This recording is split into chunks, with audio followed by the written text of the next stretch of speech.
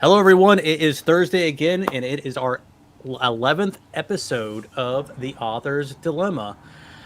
As you can see, if you are here with us live, there are only two faces that can be seen, but yet there is still one that is hiding. Actually, she's actually sick and she can't talk, but she wanted to be here, so she's here in spirit and in 2D form by behind her picture. So, Technically, we're both in 2D form too. We well, just that's are also true. We're moving. all we're all 3D and 2D form. So anyway, uh, my name is J.E. Jack. I am a horror, urban fantasy, supernatural thriller type of writer, and Yeah, I'm Hiram. Hyrum Hawks, and I write hard sci-fi and sci-fantasy.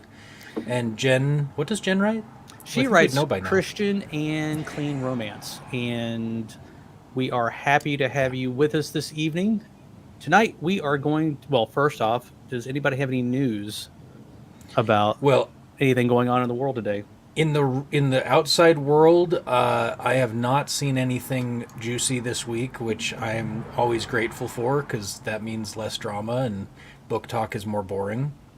That doesn't mean that there isn't some, but That's true. Like you always get kind of tired of like the constant drama. And Jennifer says, "No news is good news." We agree. this is true.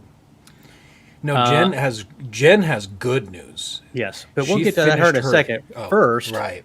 let's talk about your business. Oh, this week I have a side business that I'm starting up. That's about basically it's a kind of a quantum computing company, and it has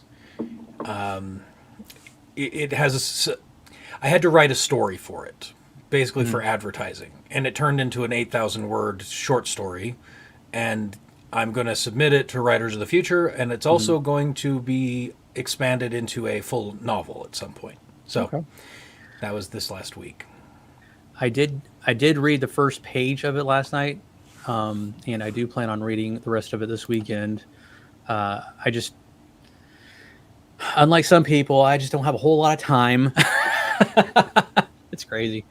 But no, man, that's awesome. And honestly, I liked what I was reading to begin with, so I look forward to finishing it. For my in my world, I'm still cleaning up the first draft of my urban fantasy, which is about a NOPD detective, New Orleans Police Department detective, who happens to be a werewolf. I am 15 chapters in of cleaning, and I have it's 15 out of 38, so I'm about 40% done with it. That will probably take me another week or so to get finished, and then it's off to the editor. And then I'm still working on my stupid newsletter. I got to work on that this weekend. That is something that, um, you know, as authors, we are often juggling several um, tasks or things that we have to get done or finished, or things that we'd like to get done or finished, and so it's a constant, you know, got to get things done. And Jennifer says, I read Hiram's short story, loved it. I read Josh's freebie on Facebook, and it was so good. Well, thank you. She's not being very as snarky as I I told her know, she I know. I needed to was be. expecting she She was needs to gonna, make fun of us. rare. But So, her no, news what? this week is awesome. Right? She Yeah. finished book 3 manuscript and had an author event, which she says it sucked but made amazing contacts, which describes every event I've gone to so far. Yes. All right. Okay. So now that we got the business aspect out of the way, and no news is good news, we're gonna roll right on into the show. Yeah. So tonight we are talking about we're gonna cover a couple of different topics, and depending on how long it is, I don't know how long it'll be, but it's gonna be an awesome show because I say it every week, and so this week is gonna be no different. Tonight we're gonna talk about copyright. Should you? Shouldn't you? Different thoughts on it. Um, we're gonna talk about rights, then the different kind of rights you have. You have your paper book, audio books, things like that. Um, and Hiram actually knows probably a little bit more about this because due to his background as a patent person, which he could probably Patent talk more agent. about that Yeah. too. Patent agent, excuse me. Thank you for clarifying that, because sometimes words just don't come to my mind. Well, a lot of people don't understand patents, trademarks, copyright at all. I'll be honest, I And don't either. neither do lawyers. Honestly, I talk to lawyers, and there's a lot of confusion. Well, then go So ahead and clear that's that up for us, because yes. I'm really interested. So the word patent is ancient, and you'll hear people talk about patent claims. Even that's actually a mining term of all things, but patents are a claim to an invention. So in the U.S., a patent is something you get for something with utility or design that is unique. A trademark, and a lot of people think that they can get a patent for a trademark.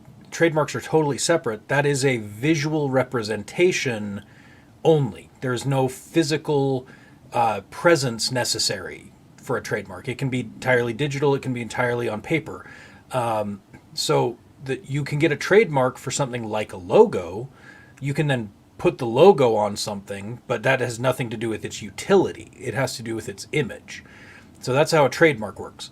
Copyright is an odd duckling. You claim your copyright by filing with the government, and that authorizes you to then litigate, if necessary, to protect your copyright. Now, as an author, a lot of you have been told, and it's technically true, that you're copyrighted, that you're protected by publishing in your name. And that's sort of true, but you can't litigate at that point. If you actually have to sue, you need to have filed already. So filing for copyright, it's like $30 with the Copyright Office. It takes 10 minutes on their website. It's easy. So, and you don't necessarily have to have the latest. When you're getting ready to publish, you can put it in there, and minor changes are going to be accommodated. So, you fix grammar and you fix spelling, and then you upload those to Kindle. You don't have to re-upload those to the U.S. Copyright Office. And how much does that cost? But it's $30. Okay, $30. What it was last time I was there. Real quick, Jennifer says she wrote song lyrics that are included in and so far two of her books, and have copyrights on them just in case there is any question of infringement. Exactly. So it's you don't if you don't have the $30, you don't have to do it immediately. But once you have that $30, you should do it, because at some point you may. All of us are hopeless optimists in some ways, even as we're also terrible pessimists as authors, because we still hope to be J.K. Rowling famous, or for being more rich. I just want to be rich, not famous.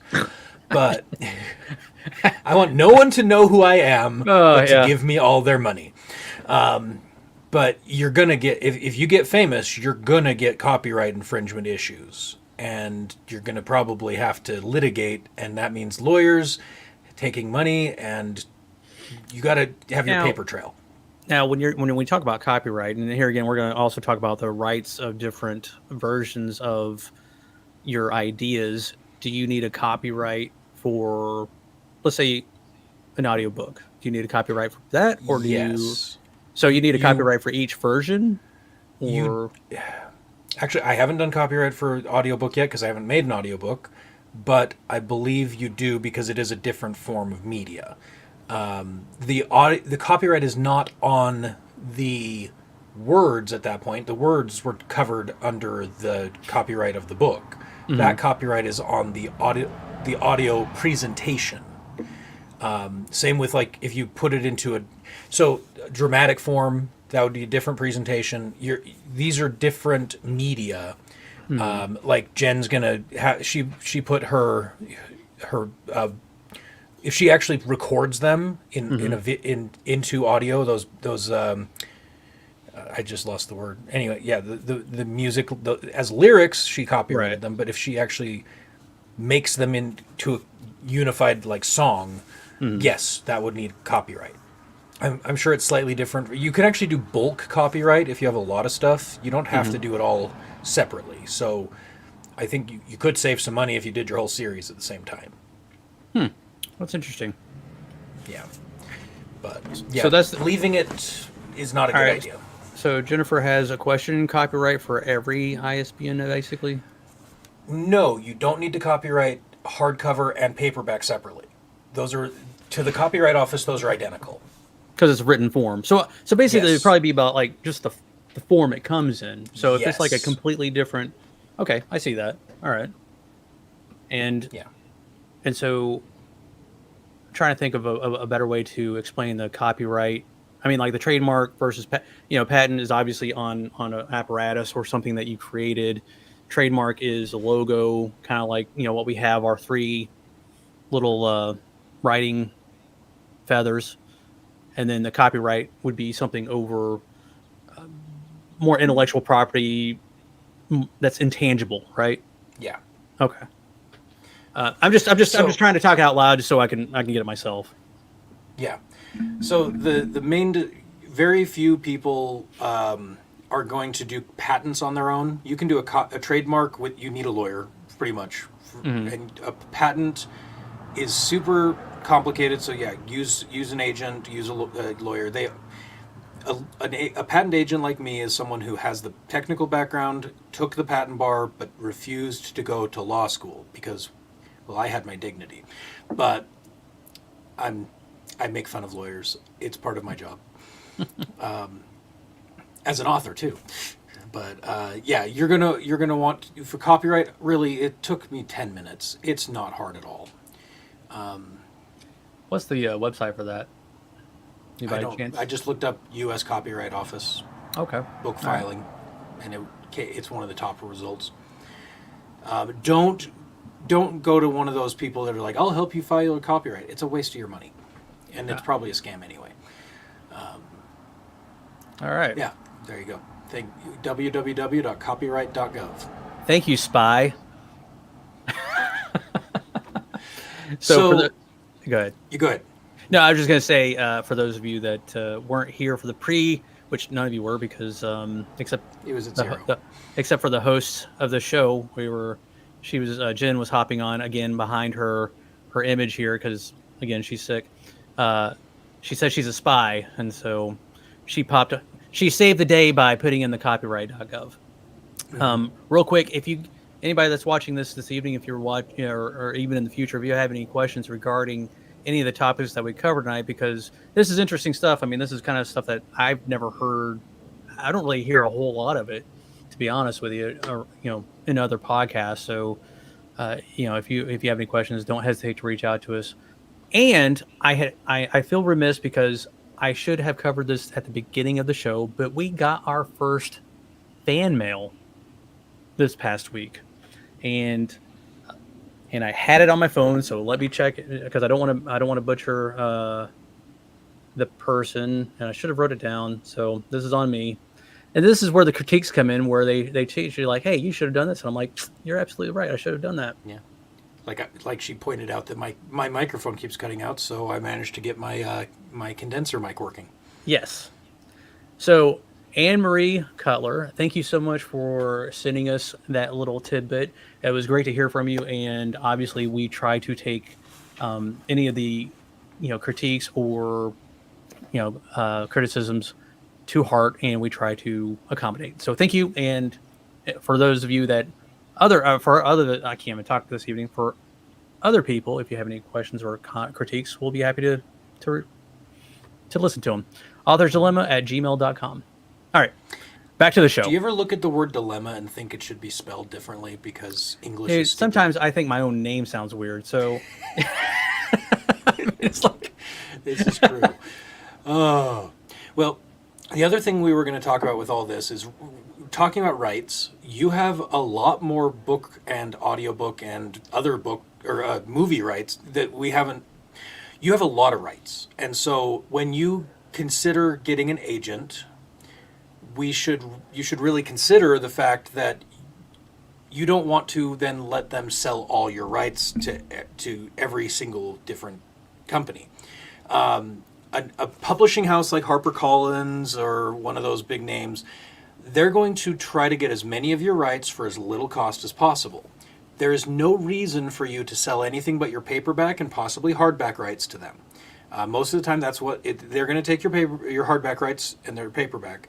you want to keep in mind that they have no reason to take your leather-bound rights. They have no reason to take your audiobook rights unless they are paying you for the audiobook rights. There should be a separate line item for these different rights. Don't just generically give them all your rights. So as far as the physical objects you can sell, you've got your paper, you've got your hardcover, which is generally the first. You've got your paperback, and you don't just have you have also trade paperback. There's multiple types of paperback, so you want to consider all of those. You can do special editions in the future, so reprints. That's something, we'll get to that in a minute. You've got audiobooks. You've got dramatized audiobooks. So any kind of collector's edition of anything, I think I mentioned leatherbounds, don't. That's where Brandon Sanderson is making, like, what is he up to? I haven't checked in a while. 18 million plus on a leatherbound sale plus an extra book. Like, if you can make $18 million when you're a famous author in a 10-year anniversary edition of your leatherbounds, you better not have given those rights to the publishing house. Hold those. Now, I'm not saying we'll all be Brandon Sanderson, but we can all try. Though I don't know if very many people want to be a 48-year-old guy from Nebraska. So the other thing is your movie rights. Movie rights should never be part of a publishing deal. They're something your agent should be working separately. So all of us have a book that we're like, this is the one that should be a movie first. And we all know which one it is. I guarantee you, every author has in their list of books they've written, they know exactly which one, and they know exactly how badly it could go if they just let Hollywood have it. All of them. Make sure you keep. But there's a first one. Yeah, there's a right. first one. Keep those rights. And okay, so that's what I wanted to say about. You've got a nice list of products, and treat them that way. There's also art that you've got developing from it. So you can you can either license art, or you can, like Jen just made some art for her stuff that she's turned into like stickers. So those are things that you have rights for, and sell them accordingly. Now, your book cover, depending on how you do it, you'll have rights to it for your book cover, but you might not necessarily have rights to it for your for other use unless you put that into your contract with your illustrator. So my illustrator, I have a contract with. She keeps the rights. She is the copyright holder of the book cover. She is not the copyright holder of the book, of course. But I can't just then use that stuff in anything. I have to have her either have her permission or have it part of the contract that I can use those illustrations as bookmarks. I can use those illustrations for stickers. I could use them for t-shirts, for giant vinyl that I could stick on a car. I mean, you've got a lot of options, so don't limit yourself when it comes to your book cover, because like I love my book cover. Valley of Death has a beautiful book cover. It's been complimented over and over again. My illustrator is great. Yeah, keep that in mind, that you might have a book cover that's terrible and you don't care. But do you have a picture of it handily? No, I'll have to go grab it. That's okay. Yeah. I normally have a copy, but I think I gave it to a child. I actually had one of my children read one of my books, which having your own child read your book is I think a harder thing to get to happen than strangers, because the children look at you like, you wrote a book? Yeah. You're my weird dad. Yeah. Anyway. Okay. So once we've got all those rights in mind, you're going to negotiate them, you're going to keep them. There's also time frames. Do not ever give your rights away permanently. You can sell a publisher is going to take those book rights, and they're going to take it for as long as you'll let them have it, but they're going to stop publishing it at some point. Unless you're J.K. Rowling, unless you're Brandon Sanderson, they're going to go out of print. And so when they go out of print, those rights need to revert to you. That needs to be in the contract. You do not let that contract, you don't sign that unless those rights have a reversion clause. Reversion clauses are critical. Actually, Good. there's a Jen brought up this example. So, in the case of Dean Koontz's Moonlight Bay trilogy, still only 2 novels, both of which released back in the late '90s. It's not complete yet because, according to Wikipedia, various interviews and his Twitter, his publisher didn't like the second book, and so he now has to wait to get the rights back to write the third book. That sounds awful. Yeah, yeah. I mean, that's a troubling thing when it comes to marrying up with publishers, right? I mean, like they can take everything, and then you're left Yeah. holding nothing. Yeah. Well, and the same goes for even just giving the rights to Kindle Unlimited. You've got it's only 90 days, but you still have a 90-day contract with them. You can cancel it, but then it's stuck there for 90 days. And so you got to make sure that you're aware of these things. And I know none of us read our contracts, but this is one where you might want to read it. You might want to actually go through it. And as many people say over and over again to the point that we're annoyed, consult with a lawyer. I know that is going to cost money, but if you've got a deal, if you got a book deal, consult with a lawyer. Now, your agent is often a lawyer. A lot of agents are, but that doesn't necessarily mean you don't want to have a second opinion, because this is a huge thing for you. If you've got a book deal and it's worth $100,000 or even $10,000, it might be worth it to spend $100-$200 on a lawyer for them to review the contract. I had a lawyer that could read a 20-page document in about 10 minutes because the guy was a freak. He just flew through that, and he had no social skills. It was hilarious, but he was a great lawyer. He scared the pants off the guy I was dealing with, and that's the kind of lawyer you want. You want someone that's just going to be on your side. He's saying, well, this is stupid, and that's, the blunt lawyers are great because they don't mince words. And so you want to find out where your rights are and defend them. No one else is going to defend your rights except maybe your spouse. And so unless you've got a spouse that's willing to do all the legal legwork, it's going to be you. You're going to be the one. And so step it up. And this is one of the few cases where you just can't, even if you're naturally a quiet, reserved person, you have got to step into this battle. It's going to be one of the harder things to do, but no one else is going to protect your rights. Jennifer Carr also added this: find a lawyer familiar with the creative world, and if you can, I can personally recommend Elissa Hecker. She lives in the world of entertainment law. I'll tag her website on the show notes. So for those of you that are listening on the podcast or live, well, when we have the show notes, you should be able to go to the episode notes and click on the links.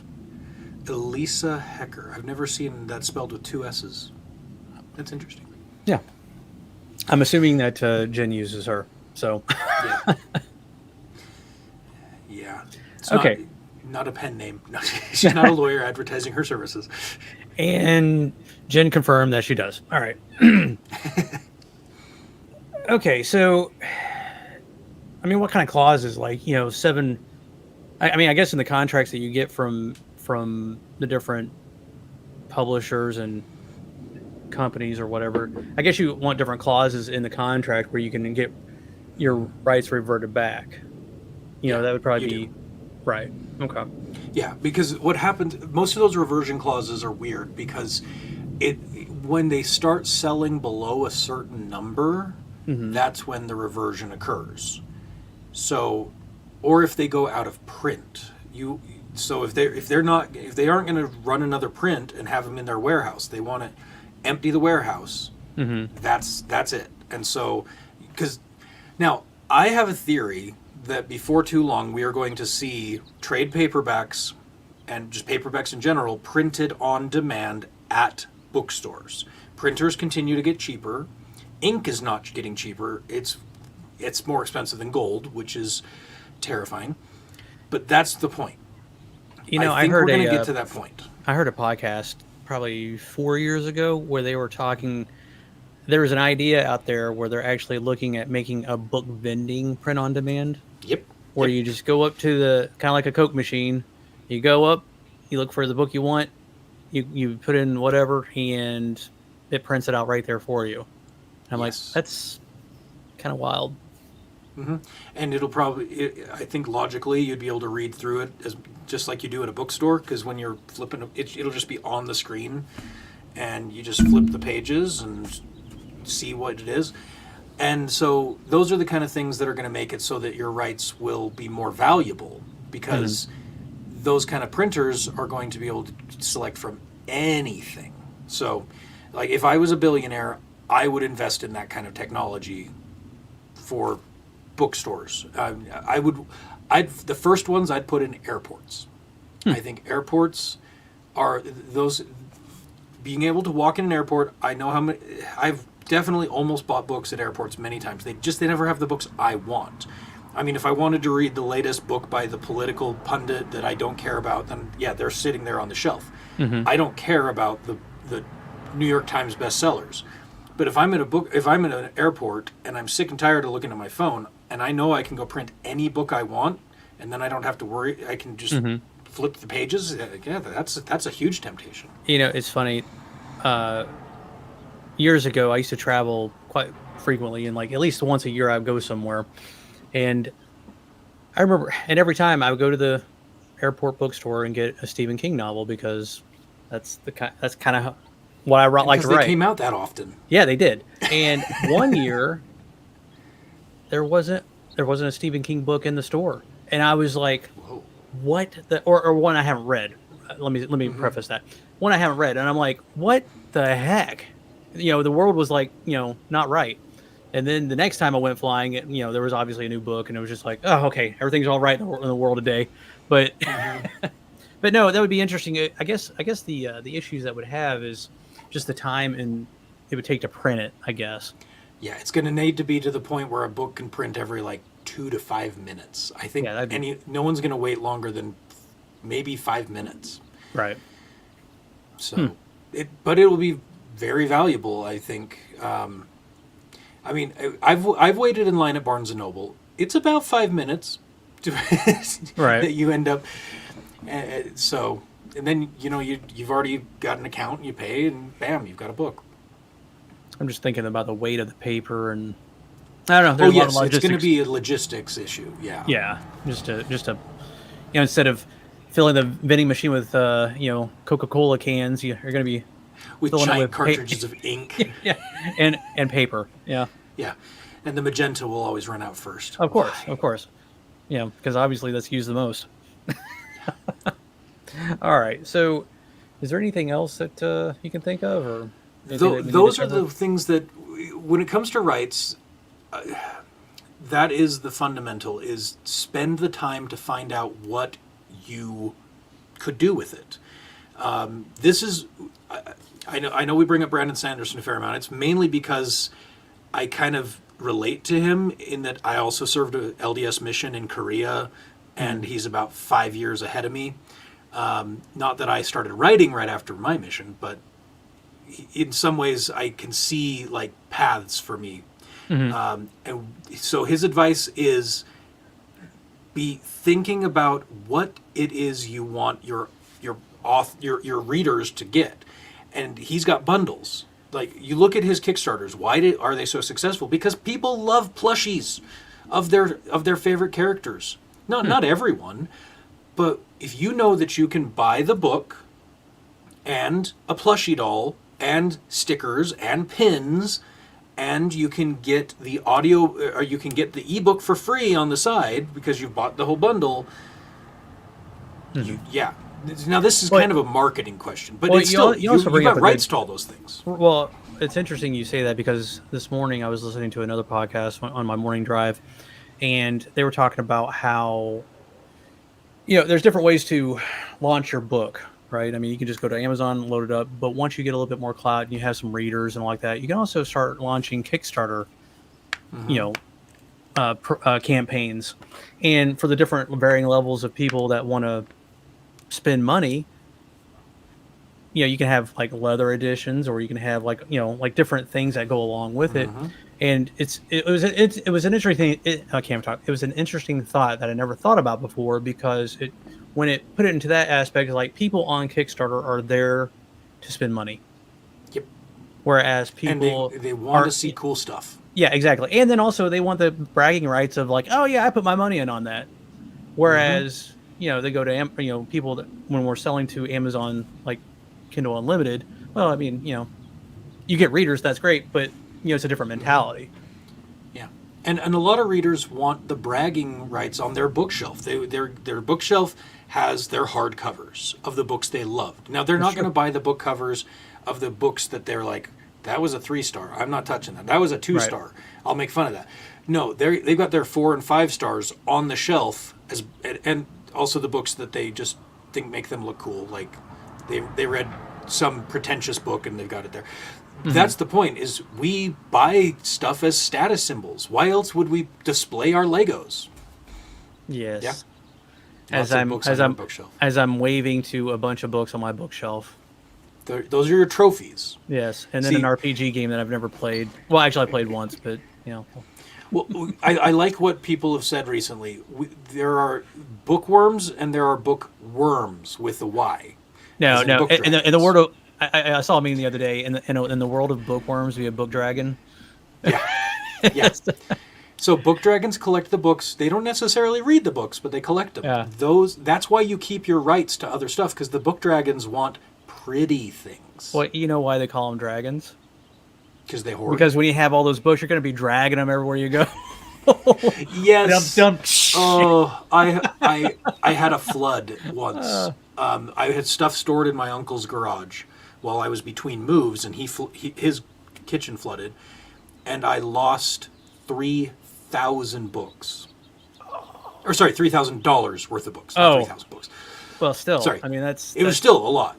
Yeah. Now, the insurance covered it, and most of them were bought thrift, and so I was like, that worked out.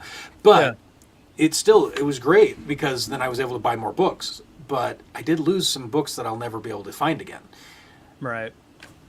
Yeah, we're book dragons. We want them. I mean, I have more books than I am technically a library by count.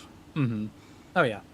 I wish if depending on as I work on my authoring career, and eventually I would like to get to the point where I could start collecting special edition books. That's something that I would love to do, and art for that matter. I like paintings and things of that nature too. But it's almost like you need another house or an art gallery to put it up in. That's why we all need to be billionaire authors like J.K. Rowling. That's right. All right. I hear something in the background. Oh, that's people walking out on the road by my house. Okay, I didn't know whether... Okay, all right, cool. All right, so I think we've pretty much covered everything that we needed to cover tonight. Is there anything that we left Is there any stone left uncovered or unturned? We could beat the dead horse some more, but let's see what Jen has for final words. We won't. If someone doesn't have your best interest in mind when they want to make a deal concerning your rights, their deal probably isn't the one for you. Amen. That's right. And it also goes back to that gut feeling. If something doesn't feel right, go get it checked. Yeah. So, Josh Ryan, man, thank you so much for showing up. Well, thank you for being here. He's not on Facebook or very much, but I've known him for quite a long time. We've worked together out in the deserts of Arizona, and obviously he's laughing because he just saw this and now it's over. Don't worry, we're on Spotify and that's okay. Else. Fine, this is the 11th episode, and you can catch the history of it. And we'll be here every Thursday at 6:30, so Central Time. So next time, it should be a good time. But Jen had her final dig. I wasn't there. You didn't miss much. What is a different dynamic? I have to admit, it is. Tonight has been a little bit different for all of us, but and that's another thing that in the fan mail, and I would have to the fan mail that we got from Miss Cutler, talking about how I think we've gotten better with each show. Here, let me pat myself on the back, pat ourselves on the back here. No, but I think it's always thanks. Or, Sorry, I turned it the wrong way. The directionality is weird, right. in the video. But it's so true. Like whenever you start something new, it's gonna be, it's not gonna be great. When you first start writing, when you first start doing podcasts, when you start doing interviews, when you start doing all these different things, it's not gonna be perfect right out the gate. But as you keep doing it and you keep building the experience and you keep building, the knowledge that you need to learn, well, it gets better over time. And case in point, I believe this podcast has gotten better over time. And now, with Jen not being here, now, which is okay, which is fine. It was a little bit different dynamic, but I think it was fine. I think it was good. Yeah. And Josh Ryan says, I will go subscribe now. Thank you, man. And by the way, Josh, if you have any questions or comments or, things you hear and you want to bring up, be sure to reach out. You can reach out to me or for anybody else. You can also reach out to us through authorsdilemma@gmail.com. All right. I think that's enough to say this week. I hope everyone is doing awesome. Hyrum, any last words? Have fun. Don't get taken advantage of. Have a great week. We'll see you next time. Bye.